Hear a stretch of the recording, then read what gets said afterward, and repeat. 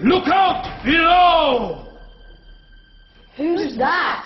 That's my good friend, Abbas ibn Farnas, who gazed up to the heavens, passionate in his belief that man could fly. Whoa. Indeed, he dared to dream about flying 1,000 years before the Wright brothers. Do you know you all take your jet-setting holidays for granted, so it only seems fair to remember Abbas ibn Farnas. Stand by. I'm ready for takeoff.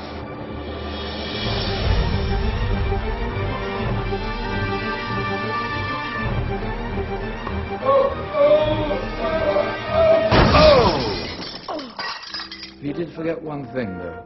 A tail, useful for landing. Ah, my back. Is there a doctor in the house? Did someone call? Ah, my old friend, why don't you introduce yourself to my young guests? I am Abul Qasim al-Zahrawi. Many call me the father of surgery. Did you actually do surgery back then? Of course we did. In fact, many of the surgical tools that I invented are still used in your modern hospitals. Excuse me, a patient needs my attention. Scalpel? I think I may need some stitches. In that case, I'll use catgut. Catgut? From the gut of animals. Perfect for stitching up internal wounds. Your surgeons are still using it today. Sorry, mustache.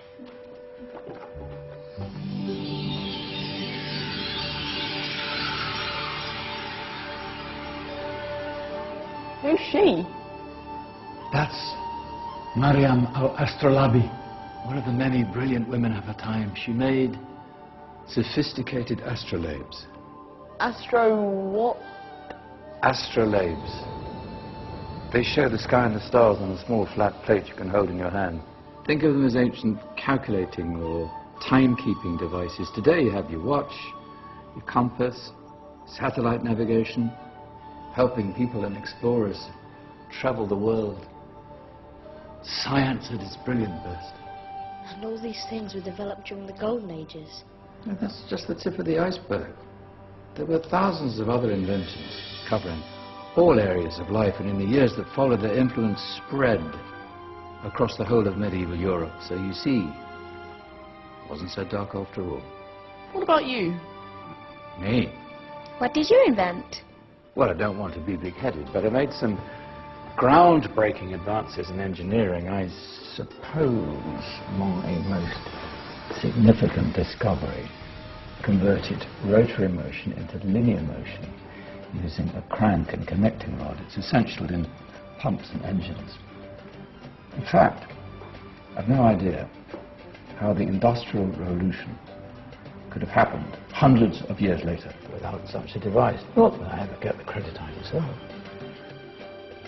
But my crowning glory was my amazing time-telling machine. My legendary elephant clock.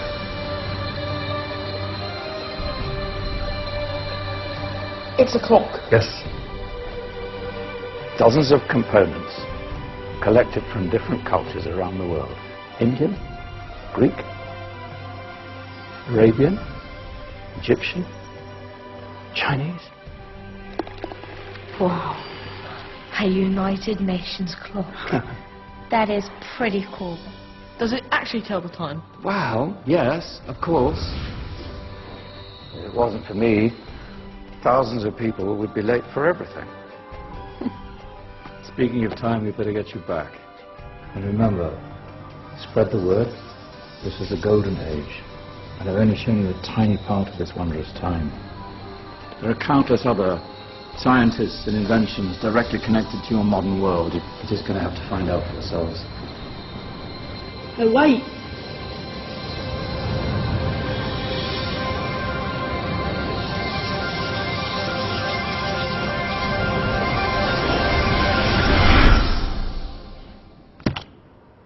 Whoa.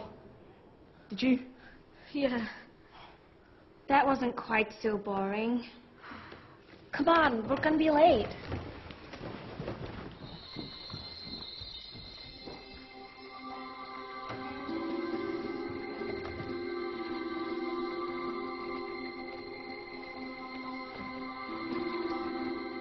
So, what have we learned? The Romans, the Greeks, the Renaissance, and the Industrial Revolution all have great relevance to us today. Where's Danny's group? Just there, miss. Ah, our intrepid Dark Ages group. You probably had a much harder time finding any connections with the modern world. Actually, miss, that's not strictly true.